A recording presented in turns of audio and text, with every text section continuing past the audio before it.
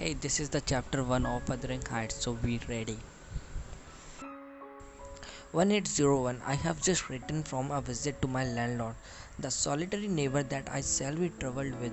This is certainly a beautiful country. In all England, I do not believe that I could have fixed on a situation so completely removed from the state of society.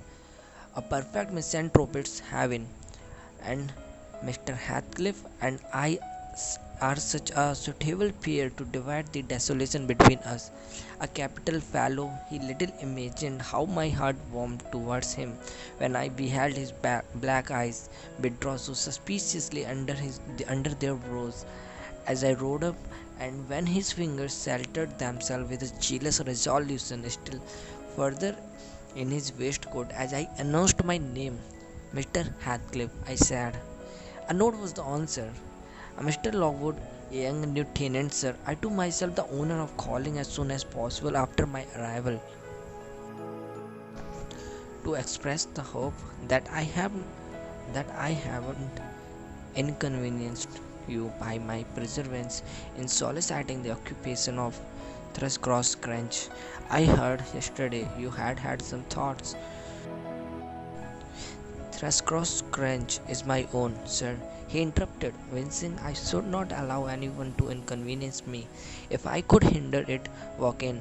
The walk in was uttered with closed teeth and expressed the sentiment, go to the deuce. Even the gate over which he leaned manifested no sympathizing movement to the words, and I think that circumstances determined me to accept the invitation. I felt interested in a man who seemed more exaggeratedly reserved than myself. When he saw my horse raced fairly pushing the barrier, he did put out his hand to unchain it, and then solemnly preceded me up to the causeway, calling as we entered the court, Joseph, take Mr. Lockwood's horse and bring up some wine. Here we have the whole establishment of domestics, I suppose. Was the reflection suggested by this compound odor? No wonder the grass grown up between the flags and the cattle are only hedge cutters. Joseph was an elderly, nay, an old man, very old, perhaps through the hale and sinew. The Lord help us, he soliloquized in an undertone of peevish displeasure, while relieving me of my horse, looking meantime in my face so sourly that I charitably conjectured he must have need of divine aid to digest his dinner, and his pious ejaculation had no reference to my unexpected advent. Wuthering Heights is the name of Mr. Heathcliff dwelling, Wuthering being a significant provincial adjective descriptive of the atmospheric tumult to which its station is exposed to stormy weather. Pure bracing ventilation they must have up there at all times. Indeed, one may guess the power of the north wind blowing over the edge by the excessive slant of few stunted firs at the end of the house, and by the range of gaunt thorns, all stretching their limbs one way as if craving arms of the sun. Happily, the architect had foresight to build it strong. The narrow windows are deeply set in the wall, and the corners defended with the large jutting stones. Before passing the threshold, I paused to admire a quantity of grotesque carving lavished over the front, and especially about the principal door, above which, among a wilderness of crumbling griffins and shameless little boys, I detected the date 1500 and the name Harrington Earnshaw. I would have made a few comments and requested a short history of the place from the surly owner, but his attitude at the door appeared to demand my speedy entrance or complete departure, and I had no desire to aggravate his impatience previous to inspecting the penetralium. One stop one stop brought us into the family of a sitting room without any introductory lobby or passage. They call it here the house eminently. It includes kitchen and parlor the generally, but I believe at Wuthering Heights the kitchen is forced to retreat altogether into another quarter. At least I distinguished a chatter of tongues and a clatter of culinary utensils deep within, and I observed no signs of roasting, boiling, or baking about the huge fireplace, nor any glitter of copper saucepans and tin calendars on the walls. One end indeed reflected splendidly both light and heat from the ranks of immense pewter dishes, interspersed with silver jugs and tankards, towering row after row on a vast oak dresser to the very roof. The latter had never been underdrawn. Its entire anatomy lay bare to an inquiring eye, except where a frame of wood laden with oat cakes and clusters of leg of beef, mutton, and ham concealed it. Above the chimney were sundry villainous old guns and a couple of horse pistols, and by the way of ornament, three gaudily painted canisters disposed along its ledge. The floor was of smooth white stone, the chairs high backed, primitive structures painted green, one or two heavy black ones lurking in the shade. In an arc under the dresser reposed a used liver colored witch pointer surrounded by a swarm of squealing puppies, and other dogs haunted other recesses. The apartment and furniture would have been nothing extraordinary, with a stubborn countenance and stalwart limbs set out to an advantage in knee breeches and gaiters. Such an individual seated in his armchair, his mug of ale frothing on the round table before him,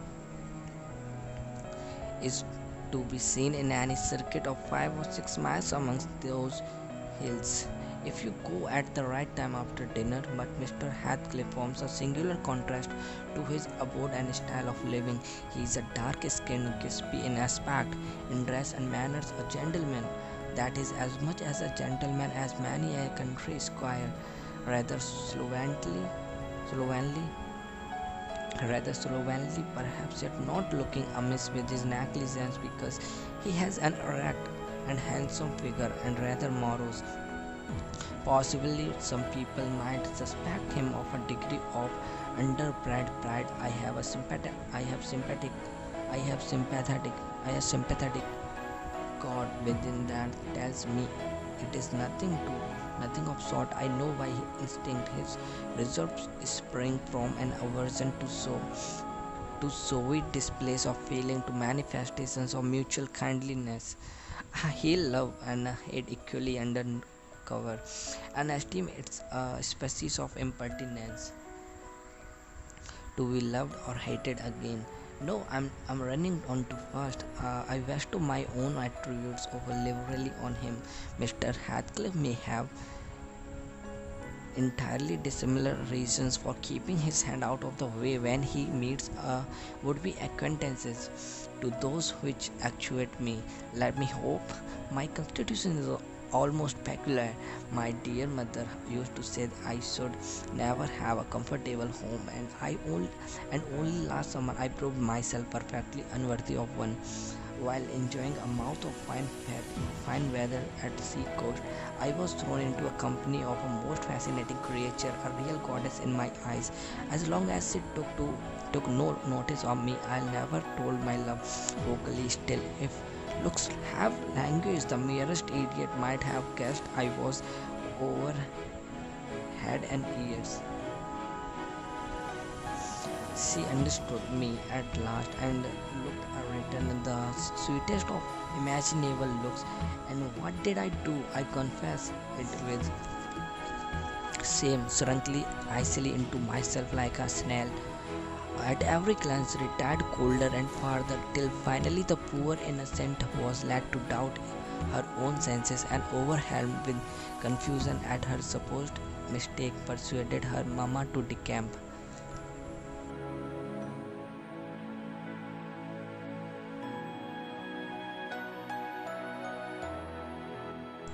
By this curious turn of disposition, I have gained the reputation of deliberate heartlessness, now undeserved. I alone can appreciate. I took a seat at the end of the hearthstone, opposite that towards which my landlord advanced, and filled up an interval of silence by attempting to hear the canine mother, who had left her nursery, and she was sneaking wolfishly to the back of my legs, her lips curled up and her white teeth watering for a snatch.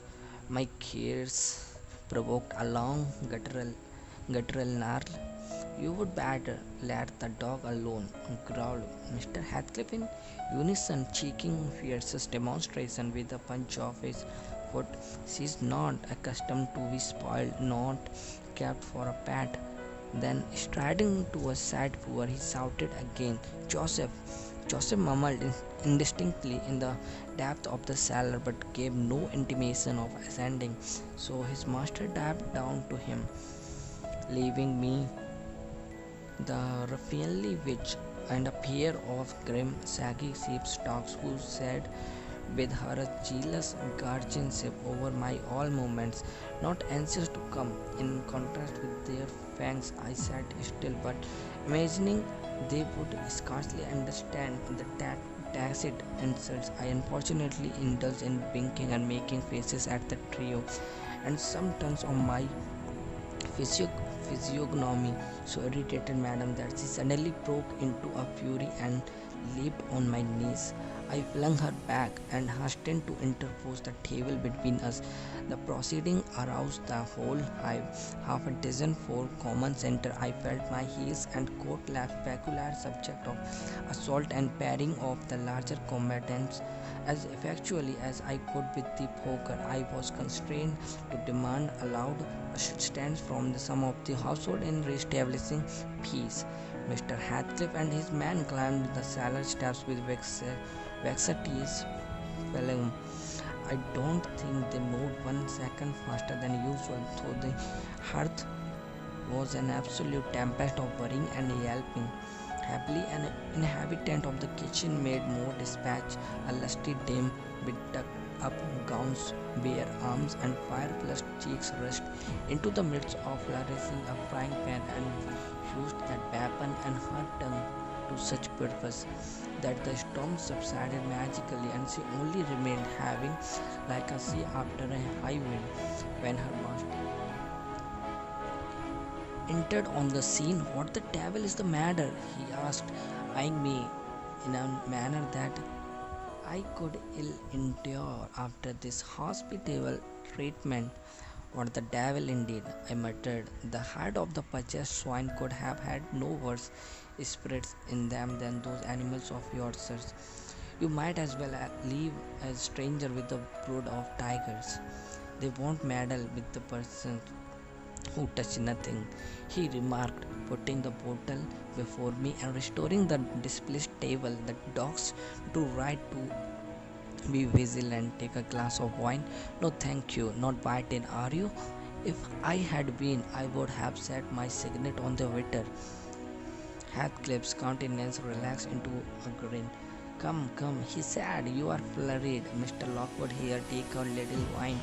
Guests are so exceedingly rare in this house that I and my dogs I am willing to own hardly knows how to receive them. Your health, sir. Your health, sir. I bowed and returned the place, beginning to perceive that I would be foolish to sit sulking for the misbehavior of a pack of curs. Besides, I felt loath to yield the fellow further amusement at my expense, since his humor took that turn. He probably swayed my prudential consideration of the folly of offending a good tenant, relaxed a little in the laconic style of chipping off his pronouns and auxiliary verbs, and introduced what he supposed would be a subject of interest to me, a discourse on the advantages and disadvantages of my present place of retirement. I found him very intelligent on the topics we touched, and before I went home I was discouraged so far as to volunteer another visit tomorrow. He evidently wished no repetition of my intrusion. I shall go, notwithstanding it is astonishing how sociable I feel myself compared with him. So this chapter 1 has been finished, and thank you for listening.